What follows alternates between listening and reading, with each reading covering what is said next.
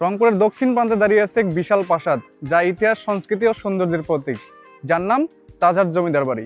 শহরের 0 পয়েন্ট থেকে মাত্র 6 কিলোমিটার দূরে পুরান রংপুরের তাজহাটে দাঁড়িয়ে আছে এই রাজপ্রাসাদ। প্রায় 1 শতাব্দী আগে মহারাজা কুমার গোপাল লাল রায় বানিয়েছিলেন এটি।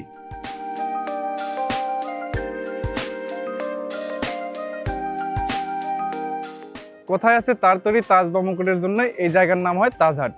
এই প্রাসাদের দিকে তাকালেই আপনার ভালো লাগবে, বিশেষ করে সামনে ছবি তোলা তো মিসই করা যাবে না।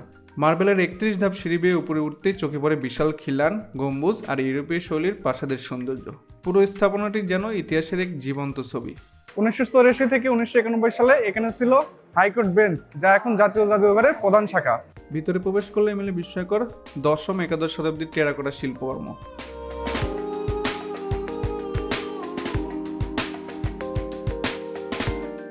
মুঘল আমলের কোরআন, সংস্কৃত আর আরবি পাণ্ডুলিপি, মহাভারত, রামায়ণ আর কালো পাথরের দেবদেবীর প্রতিকৃতি।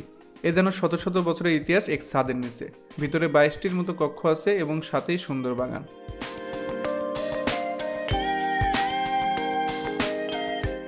একসময় এখানে ছিল গোপন সিঁড়ি, যা নাকি সরাসরি ঘাঘর নদীর সাথে যুক্ত ছিল, যদিও এখন তা প্রায় বন্ধ। তাজহাট জমিদার বাড়ি শুধু ইতিহাস নয়, ভ্রমণ, পিকনিক আর আড্ডার জন্য সেরা জায়গা। দুই পাশে পুকুর আর সারি সারি গাছ, চারদিকে ফুল আর খোলা মাঠ আপনাকে মুগ্ধ করবে। পরিবার বা প্রিয় মানুষের সাথে ঘুরে যেতে পারেন এই সুন্দর জায়গা। তাজহাট জমিদার বাড়ি শুধু রংপুরের গৌরব নয়, এটি ইতিহাস, সংস্কৃতি ও স্থাপত্যের অমূল্য নিদর্শন।